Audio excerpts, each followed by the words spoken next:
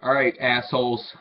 Welcome back to another episode of How the Champ Sees It. Your Week 3 Power Rankings. We're going to do things a little differently this week. Normally I start at the top, go to the bottom, but in an effort to build a little bit of suspense, we're going to do things in reverse this week since we all know who's at the bottom. Starting things off this week, number 10. The worst of the worst, bottom of the barrel, J-Ball and Ball You Hard. Not only is Justin 0-3, but he put up a rancid 54 points this week. Let me let that sink in. 54 points. It's gotten to the point where I don't know what's going to happen first. Justin win a game, or Zach finally explained to us what he does for work. Number 9, Baron. Baron with the new name, change your name, that shit sucks.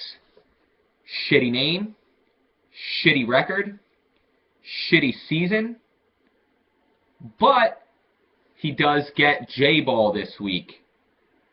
But to throw in a twist, Baron's in bye week hell. Who's going to 0-4 in our matchup of the week of the bottom feeders? Change your name, that shit sucks, and Ball, you're not hard. Number 8, Team Zabangya. Team Zabangya started off with a bang. Then he's gotten butt-fucked by the Gregg brothers.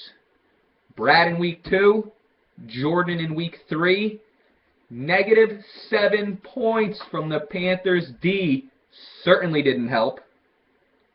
I look forward to seeing if Zach can rebound, even though I'm not sure if he can. Number 7, I can't believe that. Brad rotates. Lost week 1, win week 2. Lost week 3. I think I found the pattern here, though. Doesn't start Macklin week 1. Starts Macklin week 2. Doesn't start Macklin week 3. Have some faith in Jerry Mack, bro, and maybe you can pick up some more wins. Number 6. Our friendly sailor, Word is Bird. Lost to Dan after an embarrassing tie. 2 weeks in a row with subpar performances are not going to get it done and have to be bothering Chase here. Didn't throw away anything on the bench. His team just threw up a dud, which might help going forward, although he faces the champ this week, buddy. I'm coming for that ass. Number 5, Richard. Richard came off the tie with an impressive win. Peyton's last-minute heroics, plus Martellus Bennett on Monday night got him the win. But he's rewarded with a matchup against 3-0 Stroh's Bros. Richard looking like 1-2-1. Number 4, none other than the GOAT, your champion.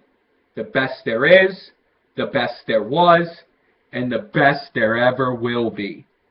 Rebounded from my first loss of the season by absolutely throttling my nemesis J-Ball.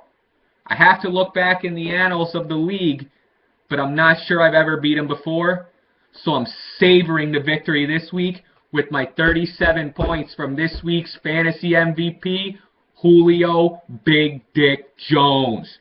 Thanks a lot, brother. 2-1, 2-1. That's how we do it. Number 3, Adirondack Flying Squirrels. I hope you guys are impressed as I am with the fact that I put Sheck above me, since we all know my general disdain for Alex Sheckton. Just kidding, buddy. You're growing on me. Anyways, Sheck beat Barron this week, which isn't exactly impressive as Barron's 0-3. He got a huge week from Rashad Jennings, but I don't think we can count on that going forward. So let's see if Sheck can stay at the top of the rankings, or if he's going to drop back to his usual bottom barrel ranking.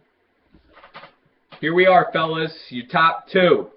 If anybody has any guesses, I'll pause for a second to let you throw them out. Number 2 this week, A2 Geo. I thought about letting Dan hang on to the top spot, but the bottom line is 118 points is not going to cut it most weeks. Dan got extremely lucky that Chase just shit the bed with 84 points, but he's 3-0 nonetheless. Let's see if Dan can keep things rolling, and maybe he can reclaim the top spot. Number 1 this week for the first time ever, Strohs Bros and Jordan, 3-0. Jordan's off to a hot start. Very impressive given his performance last year in his rookie season in the league. Jordan pulled a Zach and played Pierre Garçon against his favorite team, the Eagles, and it worked out. 30 fucking points, bro. But with the news that AP is mostly done for the year, I don't know if Jordan can hang on to this top spot for very long. He probably has 1 week left in him, but it's going to be a long uphill battle. As usual, fellas, these rankings are my rankings, not up for debate, not up for discussion. If you don't like them, change your fucking lineup and do something about it, you shit-sipping frittatas. Peace.